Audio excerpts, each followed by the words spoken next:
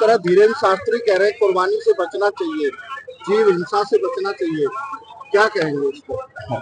ऐसा लग रहा है शास्त्री साहब का दिमाग चल गया है। जीव हिंसा से बचना चाहिए और इंसान को मारना चाहिए, यानी मोब लिंचिंग के नाम पे, गांव रक्षक के नाम पे।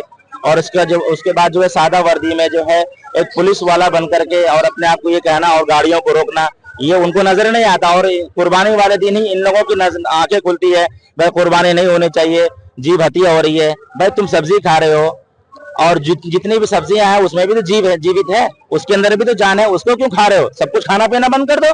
अरे भाई, जब ऊपर वाले ने खाने की परमिशन दी, इजाजत दी है, और इब्राहिम अलैहिस्सलाम की कुर्बानी कबूल करके इस्माइल के बदले में दुम्बा दिया गया, वो फदैनाहु बिज़िबिन अजीम, इब्राहिम मैंने तुम्हारे कुर्बानी को कबूल कर लिया और इस्माइल के बदले में हमने दुम्बा भेजा जन्नत से। अरे जब हमारा खुदा कह रहा है कि हमने दुम्बा भेजा जन्नत से, दुम्बा जो बकरे से थोड़ा सा बड़ा होता है, तो उसकी कुर्बानी हम शुरू से हमारे इब्राहिम अलैहिस्सलाम के जमाने से चलती भी आ रही है। तो चाहे धीरेन्द्र शास्त्री हो या नरेंद्र शास्त्री हो, कोई भी शास्त्री हो, तो हम उनकी बात क्यों माने भाई? ये लोग सिर्फ नफरत फैलाना चाहते हैं, ये लोग सिर्फ मुल्क के अंदर जो आपस में हिंदू मुस्लिम को लड़ाना चाहते हैं। लेकिन उनको मैं कह देना चाहता हूँ, ये तुम्हारी जो है ना, ये तुम्हारी पॉलिटिक्स अब खत्म हो गई। हिंदू भी तुम्हारी बात को समझ चुका है और मुसलमान भी तुम्हारी बात को समझ चुका है। अब ये लोग लड़ने वाले नहीं है। जिस तरह से मतलब मुल्क की आजादी के लिए सब लोगों ने मिल करके इस तन के गोरे मन के ताले से इस मुल्क को आजाद कराया था, उसी तरह से नफरत फैलाने वालों को और दहशतगर्दी फैलाने वालों को हम सब लोग मिल करके मुल्क से भगाएंगे इंशाअल्लाह ताला। उन्होंने तो सनातन धर्म के लिए भी कहा है कि जहां बलि दी जाती थी मंदिरों में, उस प्रथा को भी खत्म करिए, अब जीव हत्या को। सिर्फ कहा है सिर्फ उन्होंने, उनके कहने से कुछ नहीं होगा, ना कोई उनकी बात को मानेगा। हर जगह मंदिरों में चले जाए, बड़े बड़े मंदिरों में बकरी की बलि दी जाती है, एक ही मतलब खेत में जो उनकी गर्दन उड़ा दी जाती है। तो अगर आपको रोकना ही है तो आप अपने तरीके से देखिए ना, हमारे मजहब में उंगली क्यों कर रहे हैं आप, जिसे हमें अल्लाह ने इजाजत दी है? आपकी कहने से हम नहीं मानेंगे। ये कुर्बानी हमारी प्रथा है, परंपरा है, चलती भी आ रही है, उसको करते हुए रहेंगे। और ईद के ताल्लुक से हम ये पैगाम देना चाहते हैं हम तमाम इस मुल्क में रहने वाले तमाम देशवासियों को और तमाम अमन पसंद शहरियों को कि ईद की हजार खुशियां मुबारक हो और दिली मुबारकबाद हमारी टीम जमीयतुल उलमा अलीगढ़ की तरफ से और ईदगाह कमेटी की तरफ से। ईद की नमाज में पूर्व में ही पीस कमेटी की बैठक आयोजित की गई थी, सभी सम्रांत व्यक्तियों से बात की गई थी। नगर निगम द्वारा काफी अच्छी तैयारी की गई थी, साफ सफाई व्यवस्था की सभी लोगों द्वारा सराहना की गई और जैसा शासन द्वारा दिया गया दिशा निर्देश है, माननीय न्यायालय द्वारा दिया गया दिशा निर्देश है, उसके क्रम में ईद की नमाज सकुशल संपन्न कराई गई है और सभी लोग बढ़िया एकदम हर्षोल्लास के साथ ईद मना रहे हैं।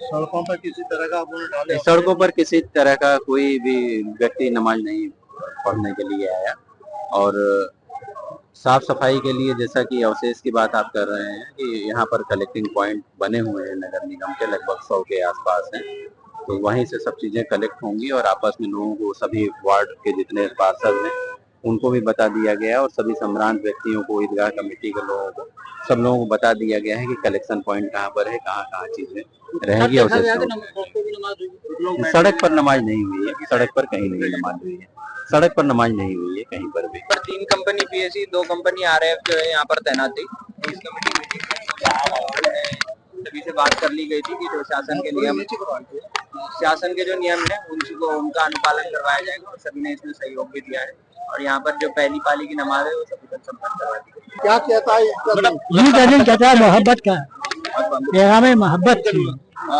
और देखिए मोहब्बत इसलिए है कि हम अल्लाह की मोहब्बत में जानवर कुर्बान करते हैं, तो जिस तरीके से जानवर को कुर्बान किया अल्लाह की मोहब्बत की, तो अल्लाह के ये भी तुम्हारा मेरे बंदों से मोहब्बत करो, लिहाजा उसके बंदों से मोहब्बत करती है। उसके बंदों में अपने भी हैं और अपने हमवतन भाई भी हैं, सभी से मोहब्बत करता हम तो यहाँ तक कि हमें उन चीज़ों से मोहब्बत करने को मिला जो अल्लाह की मखलूक़ात में हैं, उनकी भी हमें रोकना है। अपनी ज़रूरत उतारी उनमें इस्तेमाल कर सकते हैं लेकिन बेज़रूरत नहीं। मुफ्ती साहब, जिस धीरेन्द्र शास्त्री धर्मगुरु ने कहा है कि हमको कुर्बानी से बचना चाहिए, जीव हत्या से बचना चाहिए, क्या कहेंगे इस पे? कुर्बानी से बचना चाहिए, आपका एडमिनिस्ट्रेशन गोदी के तरह है, लेकिन जो मौला का हुक्म है वो जाना है। यहाँ किसी का काम नहीं है, हमसे अल्लाह के हुक्म पाबंद है, किसी हुक्म पाबंद नहीं है। जिस तरह सनातन धर्म में भी मंदिरों में बलि दी जाती थी, उसको भी उन्होंने बताया कि वो बताइए, खत्म होनी जो बताए उनका चाहिए, तो कुर्बानी भी खत्म होनी चाहिए। क्या कहेंगे इसको? उनका सनातन धर्म जो कुछ आज्ञा है उनका अपना इरादी है, लेकिन हमें तो अल्लाह की तरफ हुक्म है, हम उसको नहीं कर सकते। इसलिए कि ला ताअतल मखलूक फी मासियतिल खालिक, अल्लाह की नाफरमानी करके किसी मखलूक की इताअत जायज़ नहीं है, हराम है। हम कैसे किसकी मानेंगे? तो हमारी नज़र में सिर्फ अल्लाह के काम है। हाँ, वो मामला जहाँ अल्लाह ने हमें रियायत दी है, हमारे साथ देखा है। और आप सड़कों की बात करते हैं, सड़कों पर नमाज पढ़ने की जाती है, हम वो रोकेंगे, वो रोकेंगे कि सबको बनना। लेकिन ये कहें कुर्बानी नहीं करो, ये कहें नमाज ना पढ़ो, ये कहें अज़ान ना, तीन चीज़ें बाजियाँ सबके गर्दन करा देंगे। सही ना? रेहान असिस्टेंट प्रोफेसर रेहान अख्तर ने कहा आज कुर्बानी रोकने की बात कर रहे हैं, कल को कहेंगे साहब सही बात है, सही बात है। वो नहीं, वो कुरानी बात है, हम एक भी मसले को नहीं मानेंगे, कोई भी शरीय मसला हम किसी की उम्मत को नहीं मानेंगे, चाहे गर्दने कर ले आए। सही है, हम नहीं मानेंगे शरीयत। हाँ, वो मामला कि जहाँ पर क्या नाम है शरीयत ने खामोशी इख्तियार रखी है, वहाँ गुंजाइश की जाती है। सड़कों पर मना किया है, हम सड़कों पर नमाज तो रोकते हैं, लेकिन अगर हमारी जरूरत पड़ जाती है, मस्जिद में जाए, ईदगाह में जाए, तो सड़कों पर आने से आप भी मत रोकें, वो मजबूरी है, शौक नहीं है, ठीक है ना।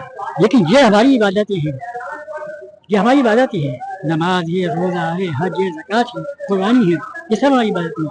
इनसे अगर कोई कोशिश करेगा तो हम अब मुफ्ती साहब जिस तरह से लगातार हम देख रहे हैं 2-3 बार से 2 शिफ्टों में नमाज हो रही है, ये 2 शिफ्टों में इसलिए नमाज कर रहे हैं ताकि लोग सड़कों पर न आए, बच जाएंगे लोग, समझे। 40 से 50,000 ने पड़ गया, 50 हो गया, लेकिन आगे ये 50,000 जो बचे हुए हैं वो आ जाए तो सड़कों में आ जाएंगे, वहाँ लाठी चार्ज हो गया, तो क्या जरूरत है इस चीज़ की? बचे कुछ लोगों का कहना है बहुत सारे आयोजन ऐसे होते हैं कि तमाम सड़कों पे हो रहे हैं, उनके लिए प्रशासन और सरकार नहीं रोकती। जो वो कहते हैं, हम भी समझा के हैं, वो कहते हैं साहब उनका मुंह में रहता है, कैसे मुंह में रहता है कि साहब आते आते हैं यहाँ पर, यहाँ 10 साल की नमाज रास्ता बर्दाश्त नहीं मिल गई, वहाँ 2-2 घंटे और 4-4 घंटे के जाम लग जाते हैं, वो क्यों बर्दाश्त कर रहे हैं?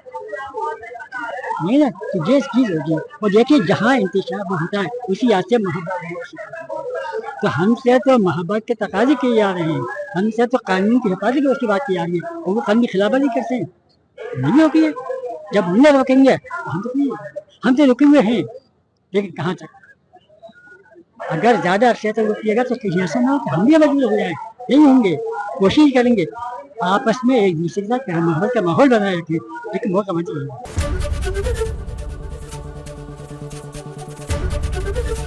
एबीपी गंगा, खबर आपकी, जुबान आपकी।